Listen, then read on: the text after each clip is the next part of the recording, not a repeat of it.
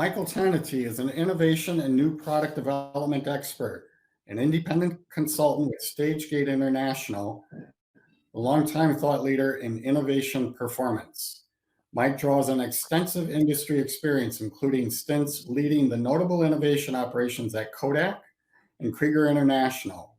He facilitates client engagements of all size in diverse sets of industries to help improve their innovation, operations, and performance. Please join me in welcoming Michael Tennity. Thanks, Patrick, and good morning, everyone. Thank you for joining us. This morning, I would like to focus on, I want to thank Patrick and Steve Stuckey for a lot of good input. I hope to be laser focused on conditions today, that we are still in the front end of a crisis that's impacted our businesses in many ways, and to get focused on managing voice of the customer during these challenging times. And I do understand some of you are with companies that are looking just to survive to the recovery.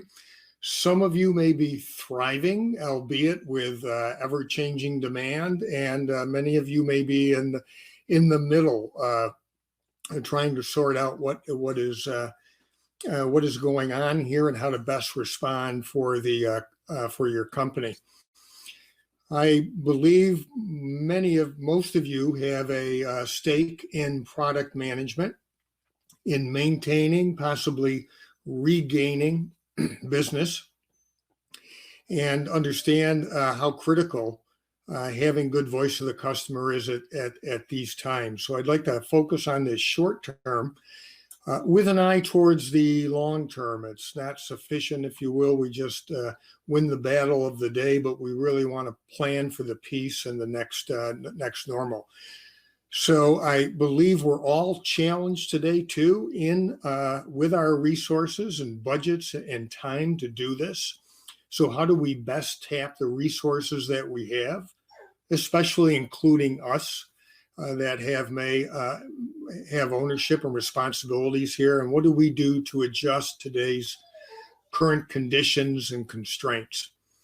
And lastly, we've got just a brief 30 minutes here to share some of these thoughts.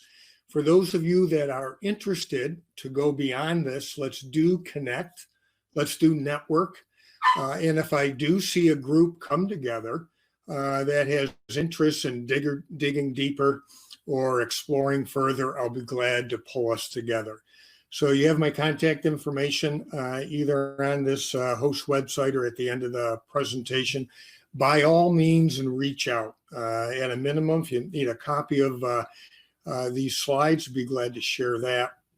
And if you'd like to explore further, one way or another, I would be glad to follow up with that as well.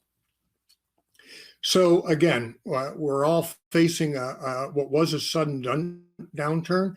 I think we're all realizing now we're not in the midst of a rapid V-shaped recovery. Things are somewhat prolonged. And as I sketched out before, we're probably in one of three buckets, trying to survive to a post-COVID period, trying to sort out what our value is to retain customers today and regain or improve business. And those of us that are in high demand, in essential businesses that are struggling with production today and the shifts in demand. All of these, though, fundamentally make a strong case to be listening closely to our customers. They're resetting their priorities as they sort out their participation. They're redefining what value is for them. They're reallocating budgets. It's critical to be in tune with these shifts, get insights out of these shifts, and understand where they may give you opportunity or where they may threaten your current business. And then keep in mind, your customer base, your loyal customer base has been and is your primary source of cash flow and potentially future growth, or maintaining growth to get you through this critical period. So first and foremost, if that is hopefully helpful to make the case to stay in touch. The realities today, we're certainly facing restrictions on travel and other inhibitions to being able to interact with our customers, our end users, face to face. That is likely the most typical way of gathering market information in our recent past. Our clients are implementing practices, procedures that are making site visits, if not impossible, at least much harder. And budgets are getting cut at their end, at our end. Priorities are shifting. So a lot of things detrimentally impacting gathering good insight and input from customers today. On the other hand, many of us are starting to realize connecting with customers today, at least by phone and virtually, is working a lot better than expected. Many customers have become more accessible. Work from home is changing schedules and overall improving availability, albeit again virtually. And we are seeing a long-term impact on your innovation efforts. Teams are shifting priorities. They're paying attention to short-term emergencies. Investments are being curtailed in a left-handed way that helps make people sometimes available as well. So those are the issues in the short term. And again, encouraging us to strongly listen for any change in our customers' priorities, listen for how their values are shifting, listen for and maybe become involved in their future planning. This is all critical for you to guide adjustments to your current strategy, whether it's getting through the current downturn and maintaining business, or making adjustments to shift elsewhere. It's critical to continuing to foster and build that loyalty you have with your base to take you through these times into the future. And it's core to gathering ideas. All of you really understand, I'm sure, well, how important ideas are to continuing business and growth. I want to talk a little bit to help set the stage here with some useful past evidence on what we've learned from the downturn in terms of duration and shifts and survival. I'm drawing from a study that looked at almost 5,000 public companies in 3 recessionary periods. In that study, they discovered 17% of the businesses they looked at didn't survive the downturn. And by the way, these numbers are consistent with reporting we're getting through some studies going on at University of Wisconsin. Numbers are very consistent. Here's another key thing to understand. 40% of businesses during a 2 to 3 year period post a downturn did not even return yet to their pre-recession sales and profits. 2 years past a return to normal, and they're still struggling to get to past performance. Less than 10% of the businesses studied post-downturn had a flourishing business, managed to outperform, flourished after the downturn and outperformed others in their industry. So some pretty sobering numbers on what we may be facing for both an adjustment period and when a new normal will eventually materialize and emerge. Wall Street Journal recently labeled it the long shadow of the pandemic, cautioning their readers that some sort of new normal conditions is probably out likely as far as 2024 and beyond. And we know now that it's probably going to be a very different world, especially with the changes we'll see in wage bases, healthcare, political attitudes, and so on. So we have a little bit of a dilemma here. I pulled this from a study Bob Cooper did some time ago on voice of customer methods, what works, what's effective, to what extent were the members of his study using. And by and large, we see that high context methods by far were the most effective and by far were being most extensively used. And again, therein lies our dilemma, right? Today, we're seeing the long-term realities that while these best practices are contextual, whether they're site visits or getting prototypes reviewed and so on, our dilemma is how do we continue with that? These are going to be limited or curtailed for some time. We also know that there's likely shifts going on with our customers or shifts necessary for our own base. So looking at new target customers and new markets presents an even more daunting challenge going forward.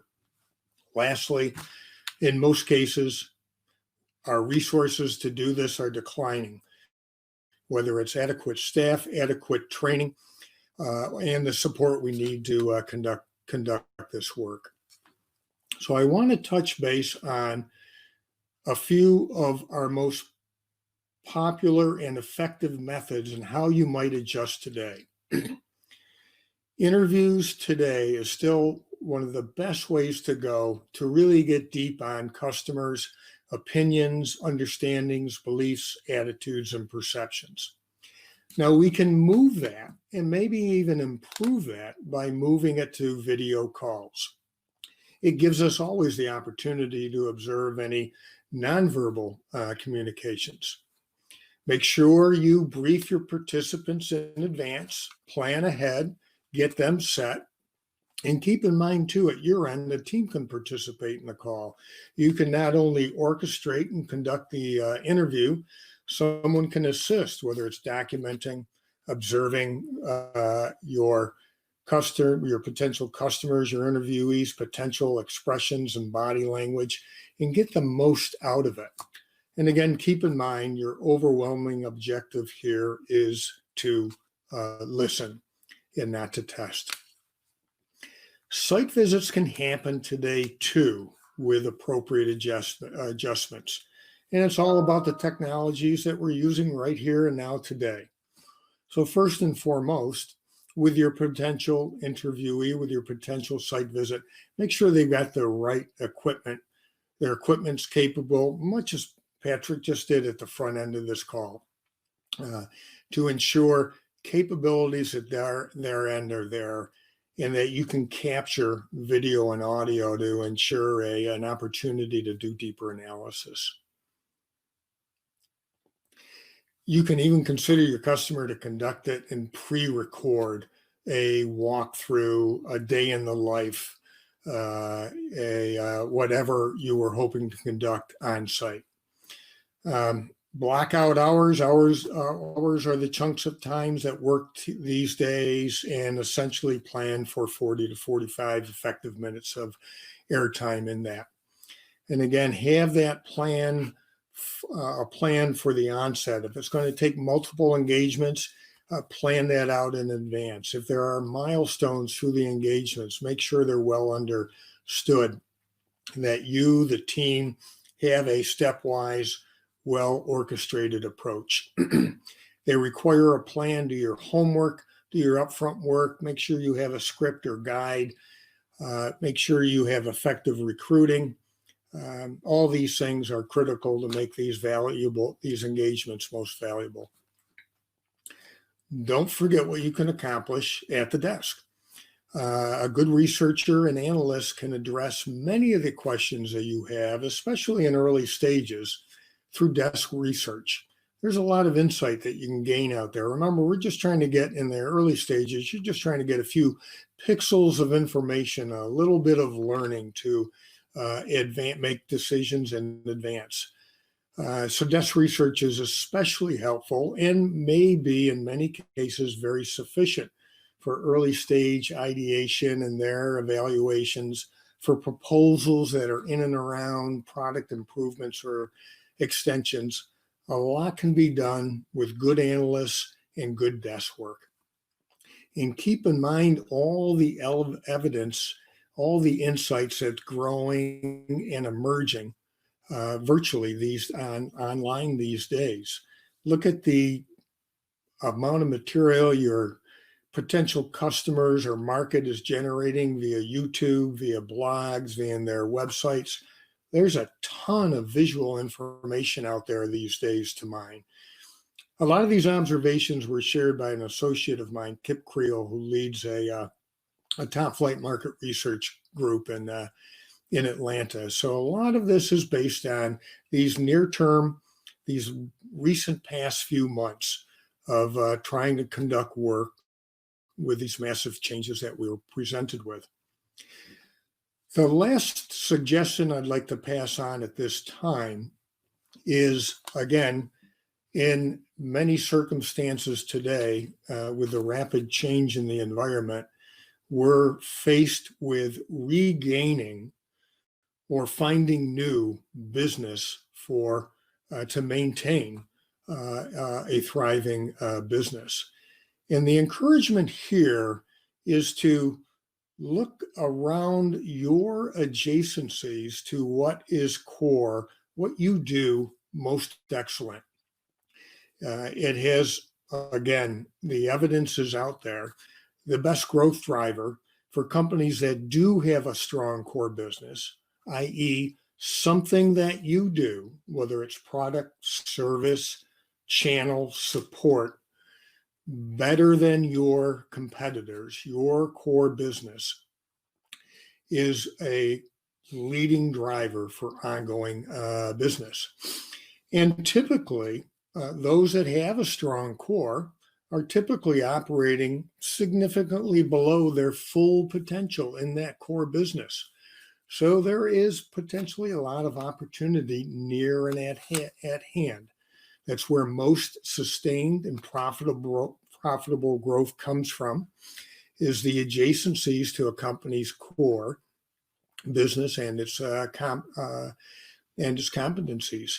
And this whole notion of repeatability, i.e., taking a practice that you do well, changing the application and target slightly, and reapplying it again, is a profound thinking, a profound idea in maintaining or regaining or realizing new business. And in a downturn, again, where we're challenged to figure out how to maximize our opportunity with the constraints today and having very little margin for error, when challenged to research your customers and stay fresh with information, looking at the adjacencies of your core can be a rich place to do that.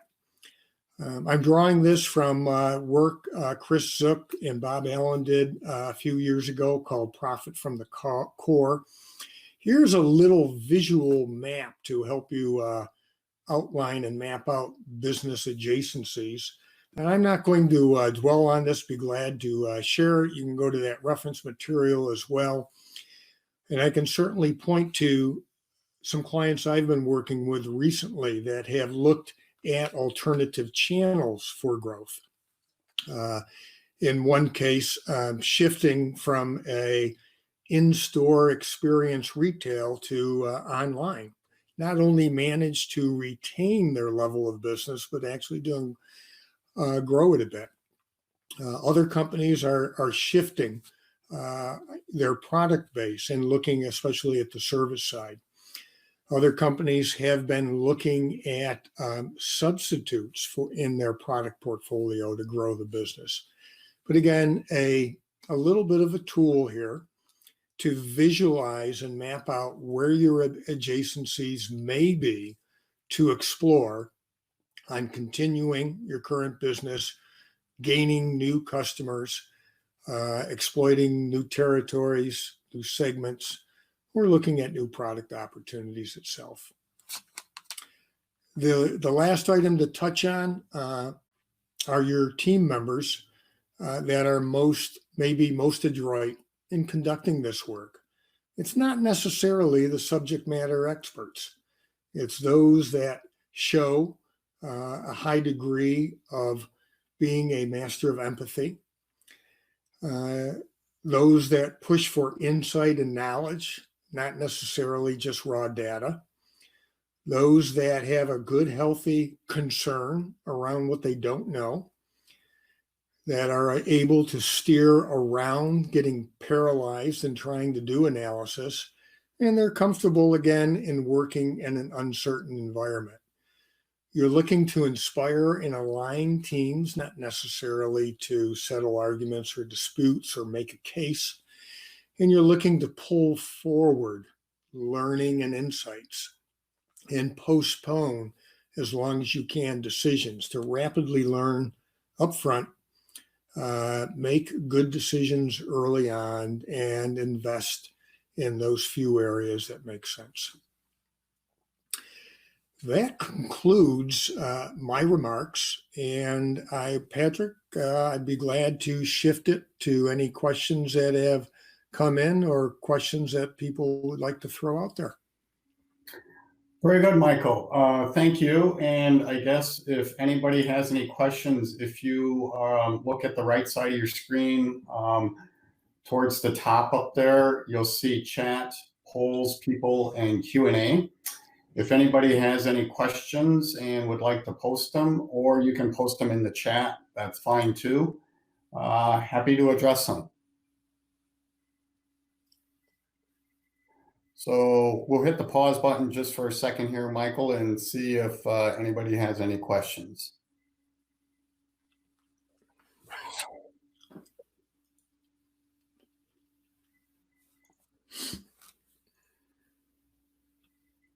Okay, kind of quiet.